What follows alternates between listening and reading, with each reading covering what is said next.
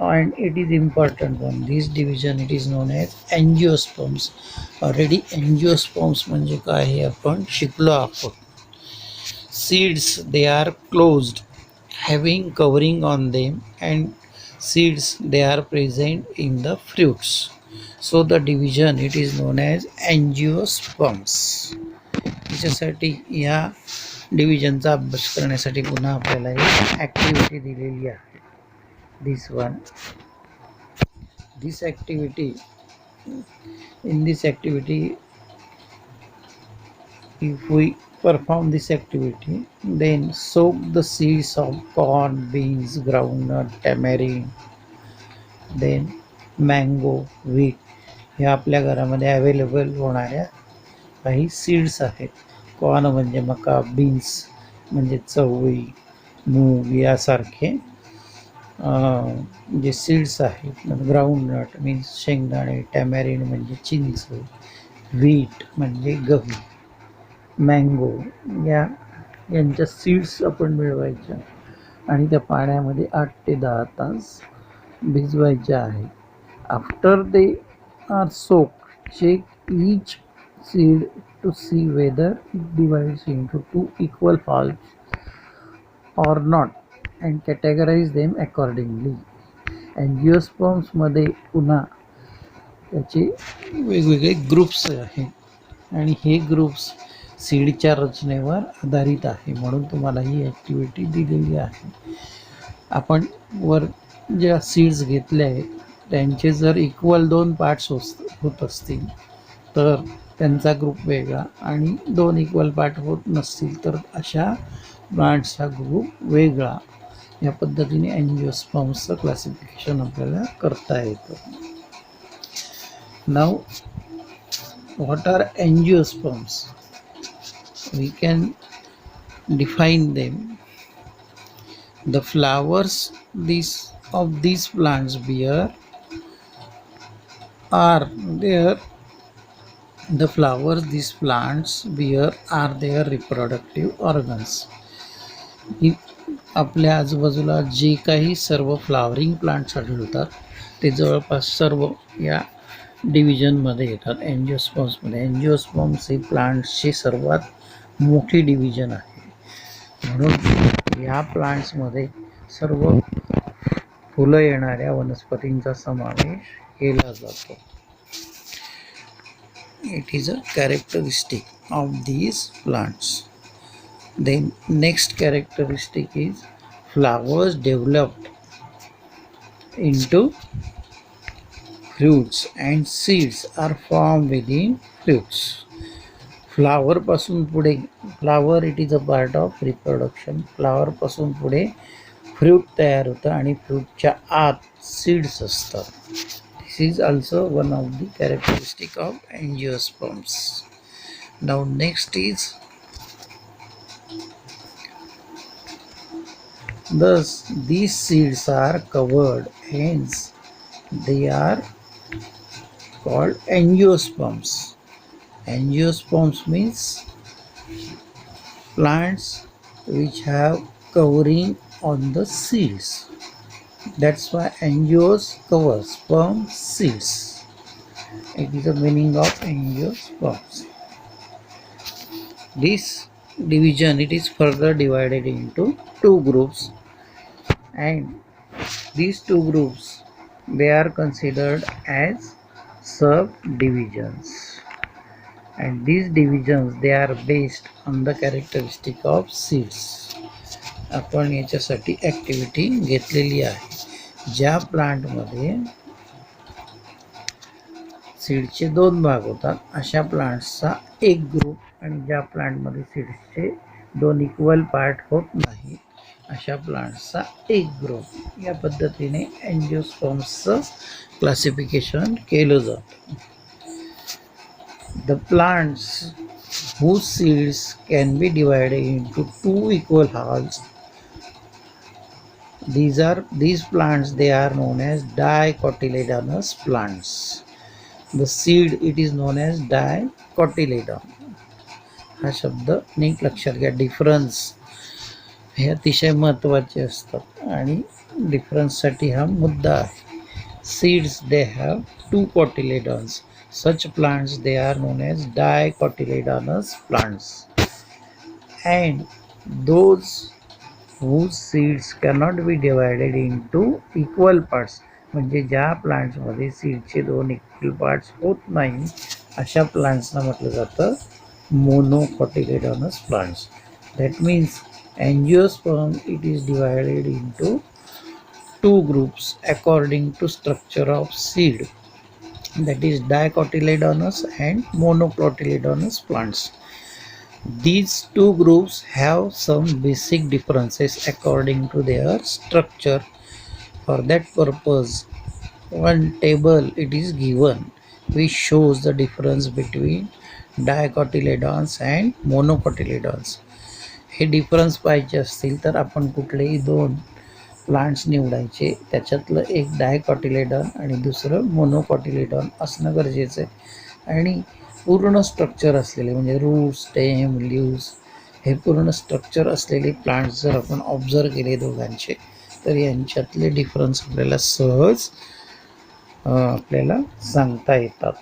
डिफरन्ससाठी हा प्रश्न अतिशय महत्त्वाचा आहे, हा मुद्दा अतिशय महत्त्वाचा आहे. याच्यासाठी आपल्याला एक ॲक्टिव्हिटी दिली, observe and verify.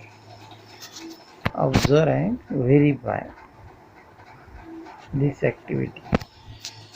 It is given here and we can easily know the differences between dicots and monocots.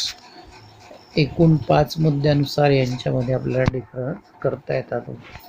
First is seed, ज्यात जो डिफरन्स आपण ऑलरेडी घेतला आहे आणि सीडवरूनच आपण दोन ग्रुप पाडलेले आहेत.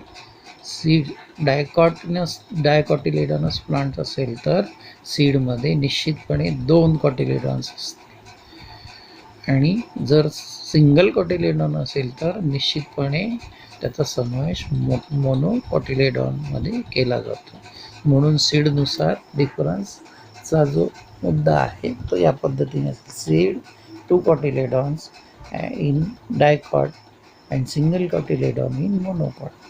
अकॉर्डिंग टू रूट, दुसरा मुद्दा आहे डिफरन्सचा रूट्स. डायकॉटचे रूट आणि मोनोकॉटचे रूट यांचं स्ट्रक्चर वेगवेगळं असतं. जर एक मेन रूट असेल आणि त्याला त्या ठिकाणी रूट हेअर्स हे येत असतील तर अशा रूट सिस्टीमला म्हणतात टॅप रूट सिस्टीम. डायकॉटिलेडॉनस प्लांट्समध्ये वेल डेव्हलप प्रायमरी रूट सिस्टीम असते ज्याला टॅप रूट म्हणतात. आणि गवतासारखे जे प्लांट आहेत किंवा घरात कांद्याची पात असते यांचे जर रूट्स तुम्ही पाहिले किंवा शुगर केन आहे, मका आहे, व्हीट, बाजरी यांचे जर रूट्स पाहिले तर डायरेक्ट स्टेमला फायबर्स असतात रूट्सचे. त्याच्यामुळे अशा मोनोकॉट्समध्ये जे रूट्स असतात ते फायब्रस रूट्स असतात. लक्षात घ्या, टॅप रूट म्हणजे एक मेन ॲक्सिस असतो रूटला आणि त्याला उपमुळं येतात. हे रूट, स्टेम, लीव्ज यांचे स्ट्रक्चर ऑलरेडी आपण मागच्या इयत्तांमध्ये शिकलेलो आहोत. म्हणून टॅप रूट म्हणजे काय, फायब्रस रूट म्हणजे काय हे आपल्याला माहीत असणं गरजेचं असतं. According to stem, these dicots and monocots they are differentiated as in dicot stems are strong, hard. याचं एक्झाम्पल दिलं आहे बनियन ट्री, वडाचं झाड आपण पाहिलं आहे. याचं जे स्टेम असतं ते खूप मोठं असतं आणि स्ट्रॉंग असतं. याच्या उलट मोनोकॉट्समध्ये स्टेम हॉलो म्हणजे पोकळ असतं. याचं एक्झाम्पल आहे बांबू. बांबू सर्वांनी पाहिला आहे, आतून पोकळ असतं. नंतर याचं जे स्टेम आहे मोनोकॉटचं it is false stem. Example आहे बनाना. बनाना म्हणजे केळीचं झाड. केळीच्या झाडाचं जे स्टेम असतं ते अंडरग्राऊंड असतं, म्हणजे वरचा जो भाग असतो तो फक्त लीव्हचा असतो बनानामध्ये, म्हणून त्याला फॉल्स स्टेम असं म्हणतात. स्टेमचं रूपांतर त्या ठिकाणी कंदामध्ये झालेलं असतं, कॉर्नमध्ये झालेलं असतं. नंतर तिसरा प्रकार आहे स्टेमचा मोनोकॉट्समध्ये डिस्क. हियर आपल्या घरामध्ये कांदा असतो, कांद्याचा जो भाग आपण कापून फेकून देतो it is a stem of onion. ते डिस्क सारखं असतं, चक्कीसारखं, जे आपण कापून टाकतो आणि नंतर कांद्याचा वापर करतो. It is a disc like stem. म्हणून ओनियन देखील मोनोकॉटमध्ये येतो. नंतर लीफची रचना जर पाहिली आपण, लीफमध्ये जे शिरांची रचना असते, व्हेन्सची जी रचना असते त्याला आपण व्हेनेशन म्हणतो. मग डायकॉट्समध्ये व्हेनेशन हे रेटिक्युलेट असतं, म्हणजे जाळीदार असतं. याच्या उलट मोनोकॉट्समध्ये व्हेनेशन हे पॅरलल असतं. केळीचं पान तुम्ही पाहिलं आहे ते सरळ फाटतं, म्हणजे त्या ठिकाणी पॅरलल व्हेनेशन आहे. त्या ज्या शिरा असतात त्या एकमेकांना पॅरलल असतात, लक्षात घ्या. आणि सर्वात शेवटचा मुद्दा डिफरन्ससाठी, फ्लावर. जनरली जास्वंदासारखं फूल जर आपण ऑब्झर्व केलं तर त्याच्यामध्ये आपल्याला 4 ते 5 पार्ट्स दिसतील. फ्लावरमध्ये 2 रिप्रोडक्टिव्ह पार्ट असतात, गायनोशियम आणि अँड्रोशियम, आणि त्यांच्या भोवती पेटल्स आणि सेपल असतात. म्हणजे 4 ते 5 पार्ट्स फ्लावरमध्ये असतात डायकॉटिलेडॉनचा जर विचार केला आपण.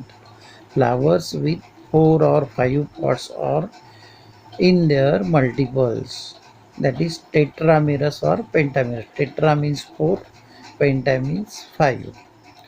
याच्या उलट मोनोकॉटिलेडॉनचे जर फ्लावर पाहिले आपण, ऑब्झर्व केले, तर त्यांच्यामध्ये 3 पार्ट्स असतात. Flowers with 3 parts or in multiples of 3. Sometimes there is a presence of male part only और female part only, that's why there are 3 parts. अशा प्रकारच्या फ्लावरला म्हणतात trimerous flower. This is a difference between the flower of dicot and monocot. या पद्धतीने मित्रांनो dicot आणि मोनोकॉटच्या फरकांचे मुद्दे आपल्याला दिलेले आहेत. शिवाय 2 प्लांट्स दिले या ठिकाणी, यांचं जर आपण ऑब्झर्वेशन केलं तर सहज आपल्याला दोन्ही ग्रुपमध्ये डिफरन्स करता येईल. लक्षात घ्या. हे कोथिंबीर किंवा ज्याला आपण कोरिअँडर म्हणतो ते प्लांट आहे. आणि या ठिकाणी हे जे प्लांट आहे it is a maize plant. याच्यातलेच डिफरन्स आपण ऑब्झर्वेशन करून सांगू शकतो. This is all about classification of plants. या ठिकाणी आपण प्लांटचं क्लासिफिकेशन कंप्लीट केलं आहे. त्याचा एक टॅब्युलर फॉर्म आपल्याला दिला आहे. थोडक्यात आपल्याला पटकन किंगडम प्लांटीचं क्लासिफिकेशन कसं करता येईल हे या टेबलमध्ये आपल्याला दाखवलं आहे. Kingdom plantae it is divided into 2 sub kingdom. One is cryptogam, another is phanerogam. Cryptogams, they are further divided into 3 divisions: Thallophyta, Bryophyta and Pteridophyta. While Phanerogams, they are divided into 2 divisions: Gymnosperms and Angiosperms. And Angiosperms, they are divided according to presence of cotyledons into dicotyledons and monocotyledons. या पद्धतीने आपण प्लांटचं classification हे complete केलेलं आहे. याचा आपण व्यवस्थित अभ्यास करायचा आहे. युनिट टेस्टसाठी आपल्याला हे संपूर्ण प्रकरण अभ्यासासाठी दिलं आहे. याच्यावरचा जो एक्झरसाईज आहे तो तुम्ही आपल्या नोटबुकमध्ये सोडवायचा आहे आणि त्या प्रश्नोत्तरांचा अभ्यास करायचा आहे. थँक्यू. या ठिकाणी आपण थांबतो आहोत. धन्यवाद.